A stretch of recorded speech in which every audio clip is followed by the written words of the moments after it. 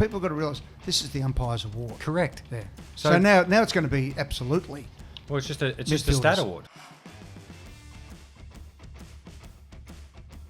Hello, everyone. Welcome to Eddie and Jimmy for season 2026. Thanks to Tab and Gil McLaughlin and his team. We appreciate your support in this season of football. The great man Jimmy Bartel is with me. Jimmy, mate, you're looking very, very svelte. The new haircut and everything ready to go. You look like you're fit. You've dropped a bit of put, have you? As my grandfather used to say, the best way to trick people about being fit is just buy bigger shirts each year. Yeah. So we go up a shirt size as we drift away from retirement. I'm wearing an SM these days, a small marquee. Yeah, I'm training hard at the moment. But you're like myself, and I've heard you speak about this. You got to get fit if you're going to get prepared for the footy season. All people in the industry, not just the players, because it is. It's a sprint for 7 months. It's hard work. So now I've got the performance cut, as the boys like to call it, because the season's upon us. Yeah. Get the ears lowered and ready to go and excited. And they've plugged our mics back in, Ed. They've given us another year. That's it. Away we go. Thanks to Tab. And we've got some great sponsors joining us in the next couple of weeks, so we look forward to that. Mate, don't forget, on Wednesday we will be back to answer your questions. So send your emails to Eddie and Jimmy at 9.com.au. The MCG looks magnificent out here at the moment. Check it out. Formula One coming up this weekend. Yeah, can we just hold on this for a second? Can we whack a camera around and get a shot of this? Have a look just how beautiful the MCG is at the moment. I mean, that is... You eat your dinner off that. I mean, have a look at it. They've taken out the drop-in pitch and hopefully dropped it into the error. Is that a shocker? Well, I think it's a good pitch. I think they just mucked it up a bit. But anyway, but that looks absolutely pristine. So if you're a Collingwood or a St Kilda player, you're just going, if you're Dacos and Wanganeen Malera, just going, righto, let's get out on that. No. That's like a magic carpet. You're not taking any bark off the elbows and knees on that. You're landing softly. Can I ask you straight off, what is your thoughts on opening round stuck in the middle of all these other events? Look, and again, I think most people are aware who have listened to our podcast, but those who aren't, I did spend a considerable amount of time on a board of a club that benefits really well from opening round, and I understand that the idea and the concept of opening round, of course, just using Adelaide's got gather round, which I think is fantastic. We're trying to activate Perth, Western Australia with State of Origin. Huge success, by the way. Huge success. I was there. It was great. But you just got to go back a little bit, and Ed, you're aware of this better than most, so jump in. Yep. Is coming out of the back of COVID, eyeballs in New South Wales in particular. I think Queensland did really well because they had a grand final up there, and they've got a good growth corridor coming through southeast Queensland of AFL football. But New South Wales didn't come forward in a football sense. It actually regressed as far as participation, eyeballs and things like that.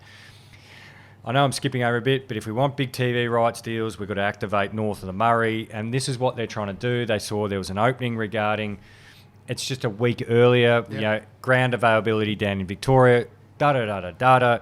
Can we get some big clubs up there? We get some momentum. It's not the momentum I get that Richmond and Carlton and Essendon and Collingwood fans want down here. I completely understand that, so I get where they're coming from.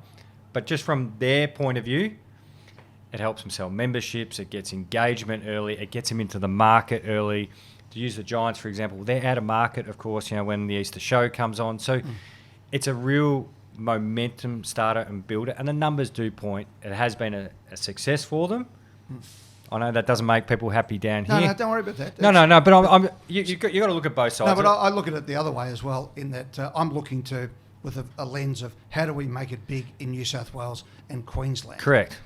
I don't know now because of Peter Valentes is running a great show. He's been great. The stuff in Vegas, they lose money, doesn't matter. It's popping for them, and it looks big. There's a long-term play for them going to Vegas. But even a short-term, it was on TV everywhere. Yeah. It was huge. It looked great. Channel 7 are all over there. They're promoting it on their station because they're trying to steal the State of Origin. 9 are over there trying to keep the State of Origin.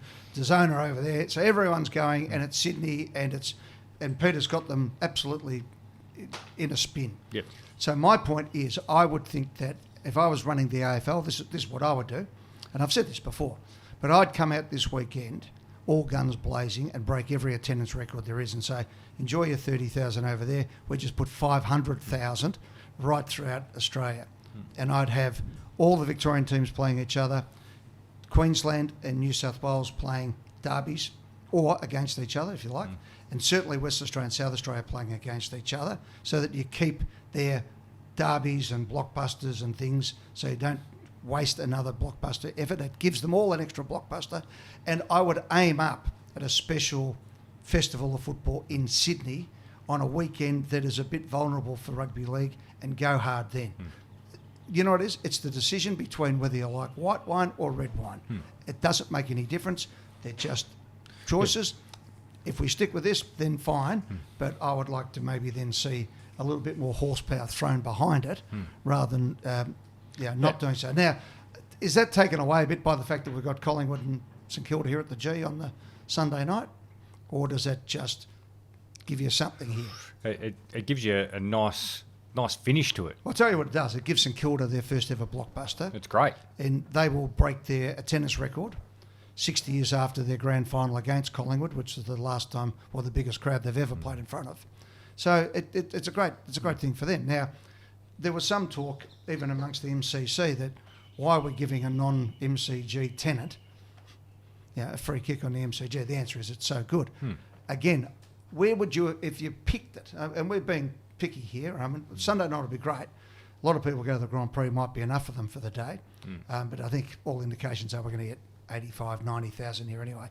But I would have maybe gone here on the Thursday night, got all the drivers in, I'd have done a lap around. I think what we need to do is embrace the other major events, not sort of be next to them.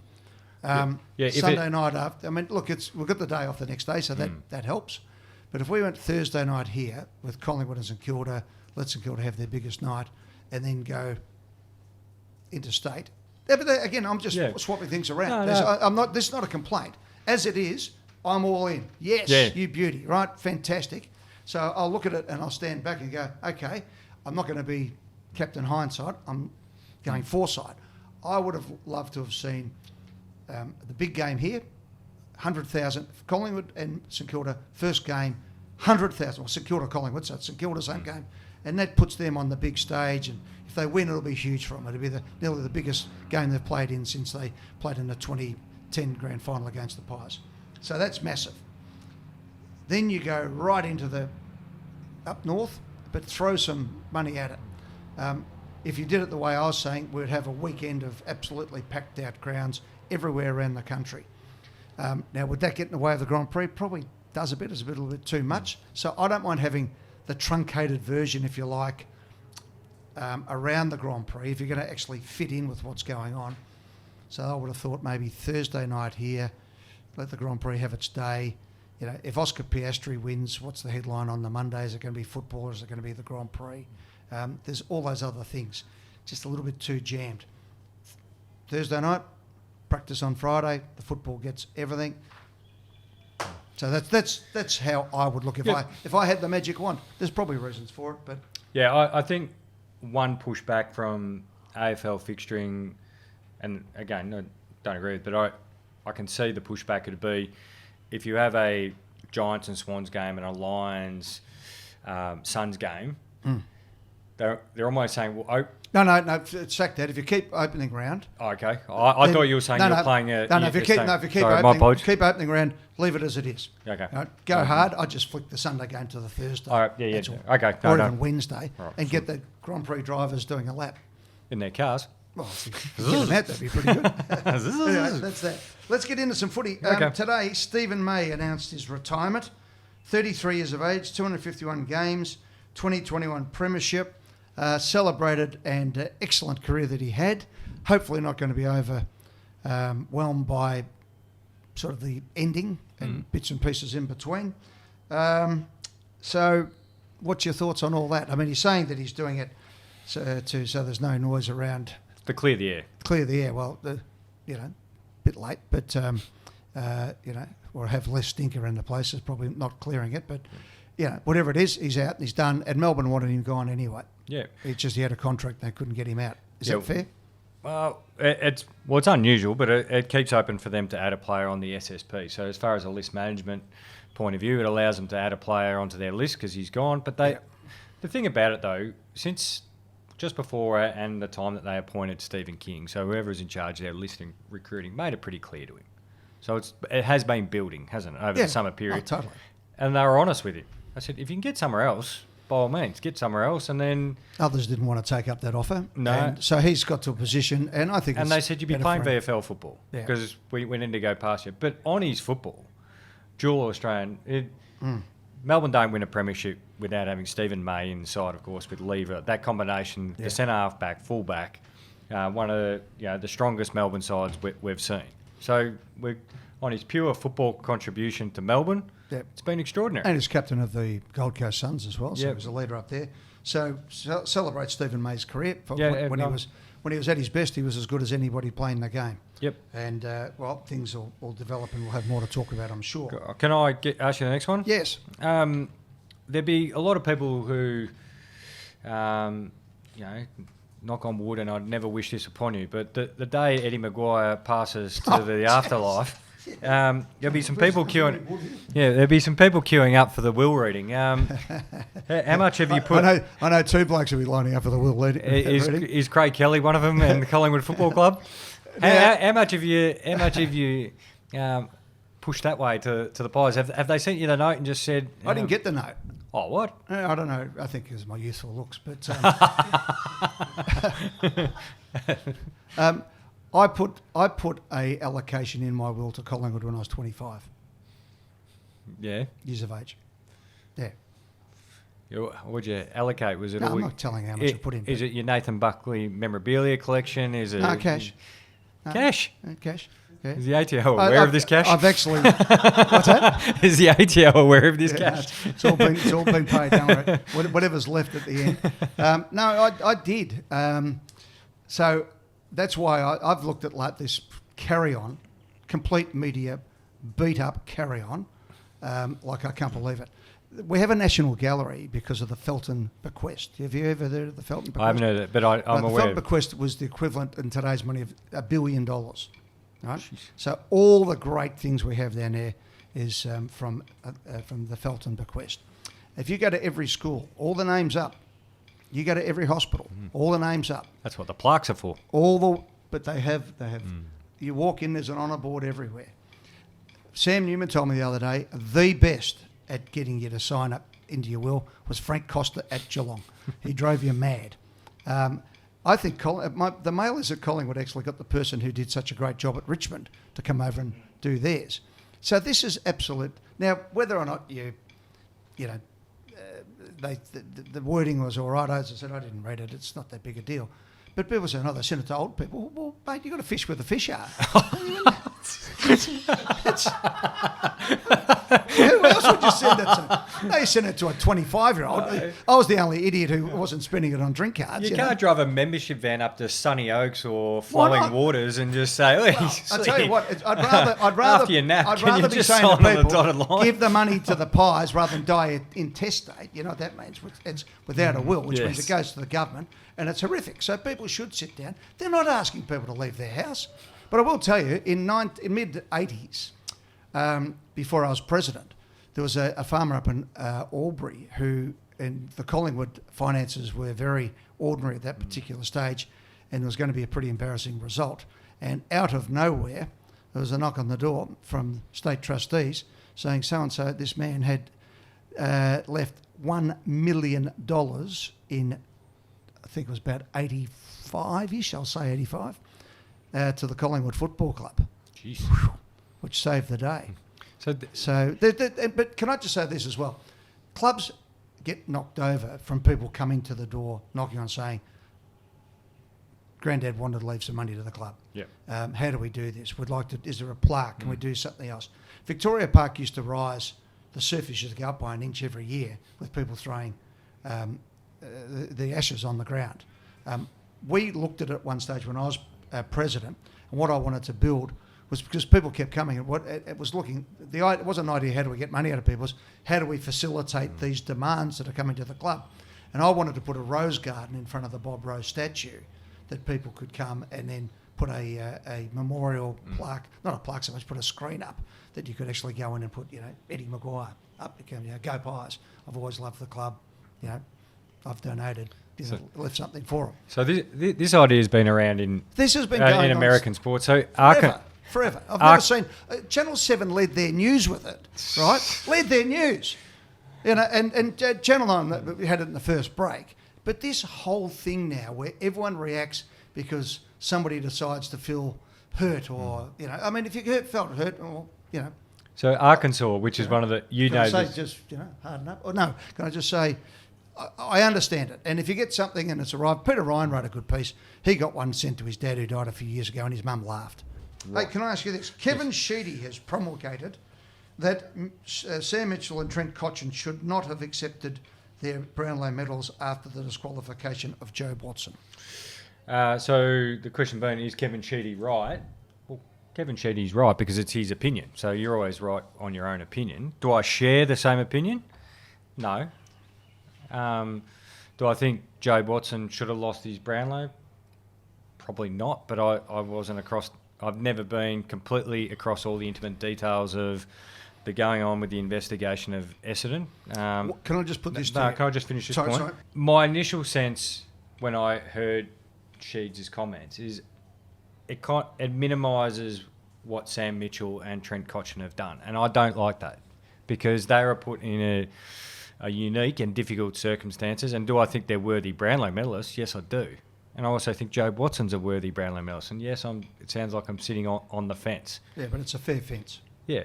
So I feel like when people come out and like almost not have a crack, but as I said, minimise Sam Mitchell and Trent Cotchin, I feel uncomfortable with that. But I also feel uncomfortable for Jobe Watson as well. So I don't know why it needs to be dragged up. I guess, we know Sheeds is as Essendon can be.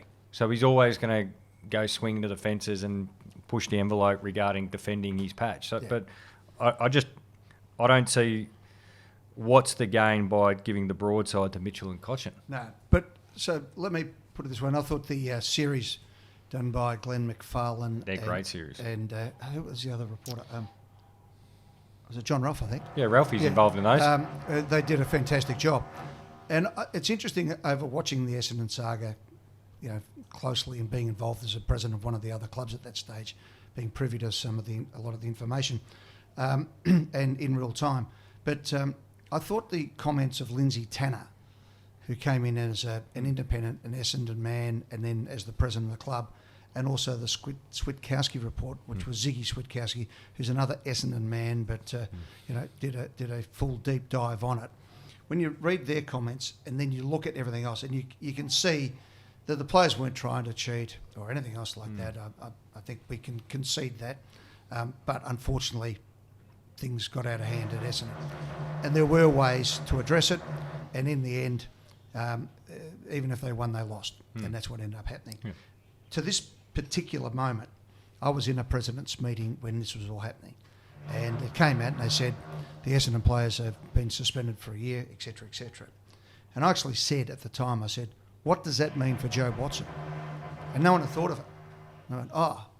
And sadly for Jobe, there's one rule on the Brownlow medal, and that is... You're fairest. Best and fairest. If you get suspended... Yeah. For whatever. Yeah, the fairest. If you're suspended, If you get suspended. So you can get a reprimand, you can get a fine, you can get if you get suspended, you're out. Now, do we go back and give Corey McKernan and Chris Grant? Because the rules changed. Today they wouldn't be rubbed out. Were they really harsh at the time? Yeah, they were. At the time people thought they were really hardly done by. Sadly, that's the case. But I think what we have to get our heads around in football, and I love Sheeds. I think Sheeds has been one of the greatest people of all time. Yes. But Sheeds has pushed the envelope from tying down the windsock to his teams. He didn't know about salary cap, but they seem to always have salary cap issues. Everything. More players on the bench, hiding players for state games when not James Hurd, but Hurd went over as the tagger. All those types of things. That's where Kev's in there. So do you think he's right? And he came out of Richmond, who did everything, right? But his comment on Mitchell and Cotchin is wrong. It's totally wrong. But my point is, what we have to get our head around in football, and we still haven't yet, and the drug issue for the third year in a row, I'll say, is the biggest issue. And have I been right over the summer? You have been. The drugs have been out of control. right? And I'm led to believe the figures are mounting up. Okay, we have more players, in rehab than we had at training half the time. It's just shocking at the moment. So at some stage we actually have to stop and go right, and not acquiesce all the time and have either rules or you don't have rules. And there is a rule: if you get suspended, you're out. That's it. And I'm devastated for Joe.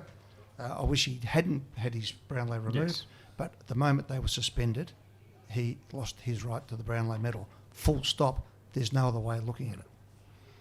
Is that fair? Yep. Oh, hang on, not fair. Is that accurate? Well, that's I'm not accurate. worried about whether it's fair. No. That's it. That's what happened. That's what happens. Well, speaking of the Brownlow, Yes. I said this yesterday. I feel like the Suki Lalas have won with the Brownlow. Because I hate when we do this. We do it with all Australian teams. We do it everything. It's not just football. It's cricket. It's basketball. It's TV. It's because I didn't get it right. I'm going to complain about where everybody else is wrong. So it's like this person missed the All Australian team. I say, okay, so who are you taking out? So you try and diminish the people who actually did win. Exactly. Yeah. So we have this every year in a Brownlow because you expected someone to get 3 votes and they got 2 votes. We've got to change it every single year. There's many awards that use data and use statistics and things like that, but the umpire's point of view is a point of view when it's happening. So if you would have umpired a game of football before, it's a different perspective. Yeah. And that's it. People got to realise this is the umpire's award. Correct. Yeah. So now it's going to be absolutely. Well, it's just a stat award. I mean, the stat awards, they're going to get it now because they've now been, because of the Wanganeen-Malera situation and probably the fact that Dakes didn't win it, you look at it and go, they're going to just go ultra-conservative now. So, but you can make an argument that Viney was best on ground for the 4 quarters, but also you can make an argument for Wanganeen-Malera. Yeah. You got 2 votes and Viney got 3, and yes, we... I mean, look, that one stuck out. I mean, we gave him a Lexus. Yeah, because of that game. I mean, that game was worth probably... That was the most valuable game any player's ever played. It was worth 6 votes. Well, it was worth at least $500,000 on his contract. Correct. And he got a Lexus. He had a Lexus at Blackburn. It's a good game. So he did pretty well out of that. We actually voted it the most influential game of the year. But you're right. I mean, so they get 17 stats. I'll quickly burn through them. Kicks, handballs, marks, disposal, tackles, contested marks, goals, behinds, goals, assists, score involvements, clearances, contested possessions, intercepts, spoils, kicks, hit out. So pretty much just everything. All those stats that you could look up during the course of the game onto the scoreboard and see what's going on if you're an umpire. Which they do anyway. But now that you've got the extra one, surely they can... Yeah. Anyway, that's where it's at.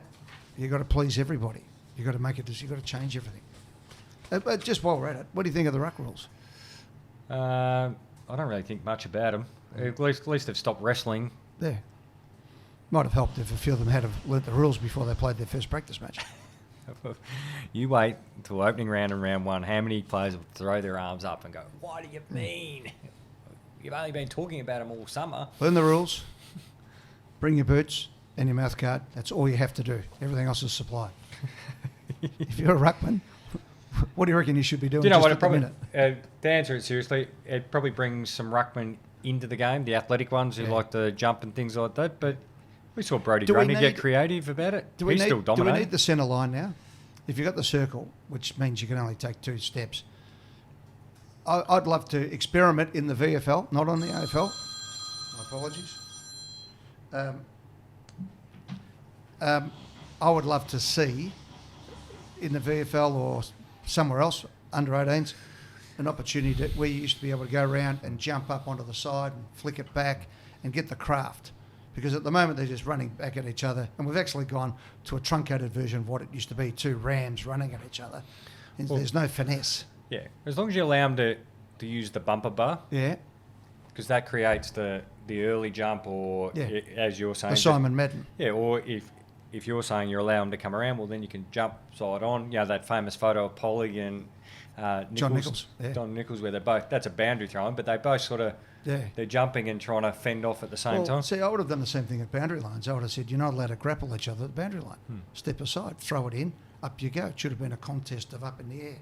Anyway, there's a couple of things to look at there going forward. Quickly, MRO changes. Good changes. Yep. You happy with all that? Yep. I still think that you can... Do you want to read them out? So Monday night, so they're going to turn into a full-time, or close to it, 70%, nearly full-time operation. So Monday night tribunals. For Thursday. So Thursday games... Back to the future. Instance where a player strikes another in the chest, so the little gut punches and stuff like that, you're likely to cop a week. Yep, which we've said for years. Pushing players into contest regardless if the player is injured or they actually injure their own teammate. Suspension. And finally, instance where an opponent is concussed will not automatically be graded as severe and result in 3-match ban. So the silliness go, we had to give him 3 because we didn't have anything else to do, is gone. 4th offence for careless umpire contact will result in an automatic 1-week ban, which you probably deserve after the 4th time being 4th, I would have made it 3rd, but yeah, happy to take whatever they do. Probably the only thing is football and non-football, with the way that they're suspending players. Going back to Brownlow, if you have a football act, I'm not saying this, but I'm open to the conversation that if you cop a 1 week for a football act, you can still be eligible for the Brownlow. Yeah, well, but if it's a football act and it's not reckless, then shouldn't you get that's called a free kick.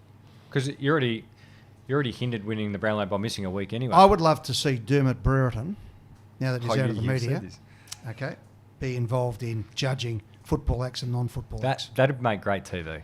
Great TV. Can you imagine? People love watching people do things on YouTube. Can you imagine the YouTube channel of watching Derm grade things? Oh, that'd be so much fun. Derm's the smartest bloke. He understands better than anyone. Nah, nothing. There's only a scratch. No, but Dermot would be very serious about it. But he actually knows. Yeah, he knew how to hit people and disguise it. He'd be the best person. It'd be great TV. Just digressing a bit there, as I look for keeping really good people in the game. If we have State of Origin again, which we will, I'm pretty sure, and I think that Gary Lyon did a great job in his position as chairman of selectors, and I think Chris Scott was great, and all the people there. Can't we find people who are not involved? No, I'm with you. They're great. It's like, and again, Kane Corns. I love Kane Corns, but what's he picking the All-Australian team for? That's his job, is to be provocative and do that. You can't do that. I mean, it says me, right? I mean, I know about understand conflict of interest and doing all sorts of different things. I just think at the moment there are so many great people in football who don't get a position who would be great having a position. Dean Cox and Chris Scott and their coaching staff do a great job, but having current coaches, no thanks. So you've got an opportunity to get people in. That's why it worked in the old days. Ted wasn't involved. Billy Goggin wasn't involved. Brass wasn't involved. And Bobby Skelton. So you had... How about that for names? Well, it looks great if you want to use Rugby League. Again, Billy Slater is the coach of Queensland. Yeah. So we can sit back and watch it all. But if I made you the coach, right, of Victoria, all year you're watching. Okay? You're in. You're thinking about it. Yep. You might get invited on in a couple of weeks' time on your own radio show. You can interview yourself. That was my ambition. No, but so for Gary, it was really hard for him because Foxtel weren't going to let him come on Channel 7. Yeah, and he was there. He came on and did it, but it was difficult. He couldn't do any breakfast shows because he's on a breakfast show. That type of thing. Now, always in my contracts, I had a special a clause that said at Channel 9 that I am able to do whatever I want on any network or anything else in my position as Collingwood president. So if I had to front up, if they wanted me on Channel 7 or Foxtel or something else, that was not a problem. And it worked well. But that wasn't in anyone else's contract. I think the easy way would be to actually pick a panel and then make it something that's fantastic. Yep. Rather than afterthought at the end of the year. Hey, Pete Volandes looking fit and well. I saw him on my TV yesterday, and he looked lean and mean over there in Vegas. He was excited. He had 2 good games of Rugby League, so would have sold the game really well. NRL launching into Vegas, but also the comments. The Australian Rugby League Commission Chairman, Pete Volandes, has mocked the AFL by claiming the code simply follows the NRL's example, saying, Rugby League, leagued you like a horse. The AFL. Well, somebody in the commission will come back and have a go, won't they? Surely. Surely somebody will defend our honour. Yeah. No? Who do you think will be that? Maybe we might have to get Sheeds back. He used to be the only one having to go back. You do have to. We've said this. You do have to tip your cap to what he's done for rugby league and horse racing in New South Wales. Yeah, I mean, I love that. What he's done at Vegas is a great story. He went over there to get it on TV in America, right? Disaster. He went over there to get gambling on nothing. But he had a go at something, and those two didn't work, but 3 or 4 others have been absolute rippers. So I go, okay, well, I was hoping that would... Here we go. And positive unintended consequence was we've got people excited, it's great, the travel's on, suddenly Vegas are going, hang on, no one's coming here, who are all these people this weekend? You know, that's what we do here at Visit Victoria. We pay for these things to happen, and it starts to take off. It starts to have a bit of an effect. It certainly looks good on the TV, and Mr. DAZN was sitting next to who 2 years ago didn't know what rugby league was, right? Literally. He's sitting there going, wow, this is great. And he's sitting next to James Packer, and he's sitting next to Patrick Delaney, and he's sitting next to Matt Stanton from Channel 9, and he's sitting next to Chris Jones from Channel 7, and suddenly he's got an auction going, right? And he's got a big ticket item. The last thing to keep free-to-air alive that's coming up in the next few years is the rugby league deal. And he's got him over there, and he's got the circus going. Okay? That's why I say, you know, we allowed, because of our now basically vandalism of our code by not playing it in prime time in the grand final. That's where it's got to now. I'm not going to mince words on this. And even the start of the season, to me, if you're actually competing and looking to have these situations, if he hasn't heard of rugby league, how much do you reckon he knows about AFL? This bloke who's got the big checkbook. Yep, eyeballs. But he'd be also referencing, well, State of Origin, of course, because off the back of our State of Origin. And then, well, it was Magic Round, and we call it Gather Round. Yeah, well, that's right. He's right. We did. We knocked it off, but you know what? We're doing it better. His Magic Round's struggling a bit. That's one that he's got to get going again. Gather Round's been fantastic. State of Origin, they stole off us, so don't get too carried away. We started it in the first place. They turned it into something great because their competition was no good. Another unintended consequence that worked, and it's still the thing that everybody wants. They've improved their game. They're doing everything they possibly can. So we've just got to be a little bit more up on our toes, I think, in defending what we do. I look forward to the AFL Commission standing there and giving it to him. I'd love to get Pete on our show. Well, we'll get him on. Richard? No. Get him on. It'd be a great chat. Gave me a big rap the other day, so I like him. You're all for him. MRO trouble already, quickly. John Newcombe's tackle on Ed Richards. Yeah, I fell for him on this one. There was no intent to do a reportable act, if that makes sense. Yeah. Like, he wasn't trying to bang Ed Richards' head in the dirt. No. Momentum took over. And? He got a week. Okay. Oh, they should let him off. Actually, rewind that. Should let him off. I'm not saying give him a week. It doesn't look a reportable offence to me. No, I don't think so either. And I know that he was down, he couldn't see. He's grabbed hold of the wrist so that Ed Richards couldn't get the handball away, which is a legitimate tackle. The momentum, and he got up and played on. I would not give him a week. Free John Newcombe. Yep. You're not ineligible if you get rubbed out in a practice match anyway for the Brownlow, are you? I think if the suspension carries into the season, it does, doesn't it? Well, it has to if you're in a practice match, but I don't think it should be. And how much will these tests set the tone for the year? Well, that's what you've got to do. But I think they have to actually set the tone for the year and not change it 3 times during the course of the year. We're all sick of that, aren't we? Can I just throw up something really quickly? Yeah. I've noticed this, and I'm actually going to credit Cal Toomey because I think he's the only person driving this wagon at the moment. Mm-hmm. Bringing back great nicknames for footballers, or especially Australian athletes, because I think one great way is always to engage kids. Yes. Because they're the ones who eventually bring their kids to football. And Cal Toomey was very early through the draft year, Nick the Wizard Watson. Yeah. So Hawthorn people can get wizard hats and all sorts of stuff. All that sort of stuff, yeah. That we need to actually start generating better and great nicknames for our players. Well, Lou used to do it with Tom Pryor in the paper. That's where Lethal Lee, the Flying Doormat. Yeah, Rex Hunt did it magnificently well. Rex was doing it. I mean, we did on the Footy show. I bet the Velvet Sledgehammer came off the Footy show. But I think we're going through a lull of great nicknames. Because Channel 7 banned it. No, but don't worry about Channel 7. I'm talking about... That's the I'm talking about... So can you just imagine? So I thought of one. Can you imagine giving a nickname though? Because the idea of a nickname is you usually pick. It's a bit like a caricature. If you've got a big nose, they call you Snorkel or something, or or you got red hair, you're Bluey, and all that sort of thing. In this politically correct world, are you allowed to say anything? No. So like, I mean, how do you reckon Tubby Taylor would go these days? Fujitsu.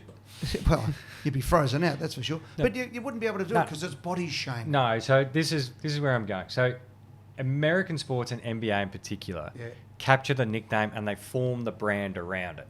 So Victor Wembanyama is the alien because we've never seen anything like this on planet Earth. They build shoe brands around it. Yeah. Kids are embracing it. Yeah, you got Ant-Man, Anthony Edwards. You've got the Greek freak, Giannis Antetokounmpo. Yep. But the Wizard Watson is building, and there's kids who are Hawthorn supporters going, "Who's your favourite?" "Oh, the Wizard."